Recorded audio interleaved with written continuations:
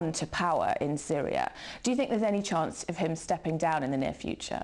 Well, it looks unlikely as if he'll step down of his own accord. I think he has to be pushed out. The Syrian people are, of course, doing their best inside the country. What is more dangerous is the pressures being built outside, especially in Istanbul and by NATO, to try and organize an intervention. That, I think, would be disastrous and lead to enormous bloodshed, much, much worse than what's happened in Libya. So I think that would be a disaster. I think the best way is for pressure to be put on him from without by countries who are not seen as hostile to Syria, which include Russia and China and others. And the pressure should be kept on at home, and he should be told in blunt terms that he has to go, that his father shed a lot of blood in Syria, he is now doing the same, and that this family is unacceptable, and Syria needs a non-sectarian national government to prepare a new constitution. The Arab League's reportedly calling for a joint Arab League-UN so-called peacekeeping force to be sent into Syria. President Assad has already rejected the idea. Do you think it's a good idea? I don't think it's a good idea to send any so-called peacekeeping forces. I mean, first we have to say, what is the Arab League? The Arab League is essentially a moribund organization which is brought to life when the West needs it to. It has played no active role for the last 25 years in any positive sense in the region. It failed to stop the war on Iraq. It backed the war on Libya. And it's probably being used as a surrogate to try and push through foreign troops and intervention in Syria, which I'm totally opposed to. I think that is the one thing Syria does not need, is foreign armies. We've seen what's happened in Iraq and we've seen what's happened in Libya. But surely the involvement of the Arab League, which is kind of a local, regional group, is better than the involvement of the UN or NATO as exterior organizations? Well, it's fine having observers from them if they do their reporting accurately. But foreign troops, I mean, you know, who will be the foreign troops that the Arab League sends? Saudis and Qataris? These sort of big votaries of democracy in the region? I mean, that's utterly ridiculous. It doesn't make sense at all.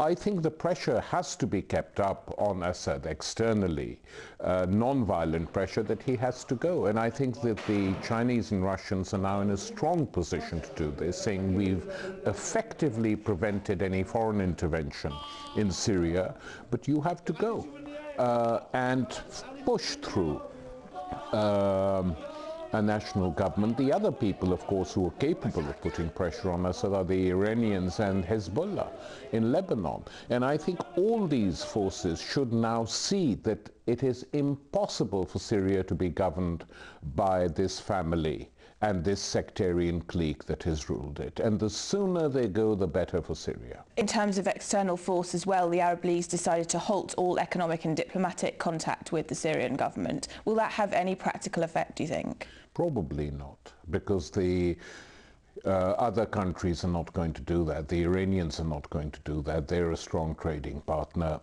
And Lebanon, I don't think, is going to get involved in that on that level. So it's not going to have a huge impact. I think the only language the Assad clan and the military around him will understand is very firm language from China and Russia. I think they are now in a strong position to push through change without violent action. Do you see Syria as becoming increasingly isolated in the region, and what effect will that have on Iran in turn, do you think? Well, I think they are becoming isolated. I think the Iranians are such an independent state, I mean, one of the few sovereign states in the region, that they can look after themselves. I don't think the fall of Assad as such will affect Iran, because it will be in the interests of the Syrian government, if it is a democratic and representative government, to maintain good relations with all these countries. I mean, you know, I have to say that when you look at what the West did in relation to the uprisings and the crisis in the Yemen, where killings still go on, and what they're doing in Syria, it just sort of stands out. The former Yemeni president is having medical treatment in the United States of America. So these double standards that operate make one very suspicious of Western motives. And the key people pushing for the intervention in Syria are who? Saudi Arabia, Qatar.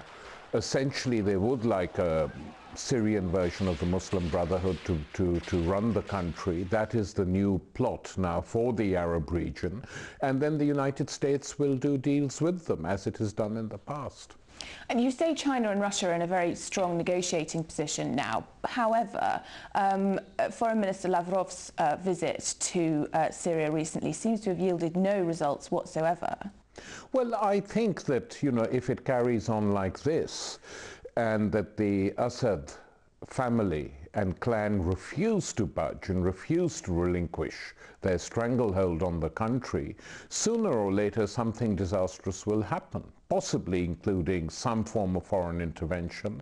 And then where will they end? Do they want to end up like Gaddafi, or do they want to end up like Saddam Hussein, lynched by mobs backed by Western troops? That is the future that stares them in the face. There is no other future. Let's talk about the sheer complexity of the various forces that seem to be at large in Syria at the moment. We've heard reports that British and Qatari forces are operating undercover in Syria. Do you think that could be true? It's perfectly possible. British and Qatari forces were operating undercover in Libya long before it became public. Now we know. This is what they were doing, intervening in these conflicts to bend them in their own direction. So I have no evidence for this, but it wouldn't surprise me at all if they were behaving like this. And what about the Iranians? We've also heard that, reports, although they've denied it, of 15,000 Iranian troops going into Syria. Well, that I don't know. I mean, I would have thought that given the pressures on Tehran at the moment from the West, with the European Union imposing sanctions, the Americans rocket rattling, the Israelis threatening to bomb it, it would be odd, to put it mildly, if they started sending troops out of the country.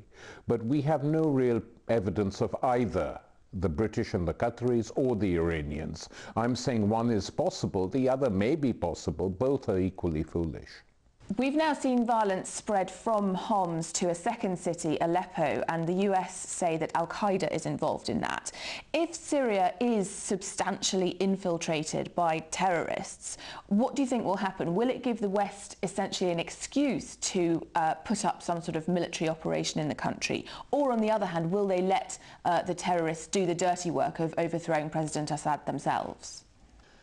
They might do that. I mean, the Al-Qaeda is a very weak force at the moment. It's used essentially to frighten the children at home. It has very little military strength. Its leader, Zawahiri, has issued a statement saying that he is part and parcel of the struggle to overthrow Assad, i.e. is fighting alongside some group or the other, but they have very little actual strength, and I don't think one should take Al-Qaeda's talk or exaggerated ideas of the threat it poses too seriously. I mean, the fact is the overwhelming majority of people in Syria want the Assad family out. And that is the key thing which we have to understand and which he should understand. A lot of commentators have been saying about the Arab Spring in general that the violence and uncertainty in the aftermath will enable the Muslim Brotherhood, as the only organisation that is organised enough to take advantage of it, to essentially step into the fray. Are you worried that that will happen in Syria? Well, I don't support them politically, and I don't think it will be in the interests of Syria to have an Islamist government, you know, moderate or extremist. The pattern seems to be at the moment of saying that the Turkish model, a moderate Islamist government, is the best model for the Arab world. I disagree very strongly with that. I don't think it's a good model for Turkey either, by the way.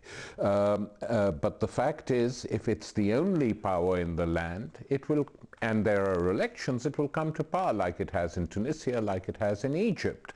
And then one has to deal with it. I mean, I regard these groups as the Islamic equivalents of Christian democracy, socially conservative organizations, but perfectly happy to follow the latest economic trends which dominate the West and do deals with the United States. They've done them before. The Turks are part and parcel of that, a strong member of NATO, and these countries will probably follow suit. Whether this is what the Arab people really want is a different question altogether. But you make the Muslim Brotherhood sound fairly benign, really. Do you think that Christian minorities and other minorities have something to fear from them? Well, I mean, there is always within moderate Islamist parties a current which feeling that they can't really offer people what they want, which is a decent standard of living, which is a social safety network, then divert attention by targeting minorities. The Brotherhood has done it in relation to the Copts in Egypt. And it's not impossible that their sort of peers in Syria will do the same. So that is not a good thing at all. But, you know, we have to wait and see. If this is what the majority of the people want, then unfortunately it will happen sooner or later. Tariq Ali, thank you very much. Thank you.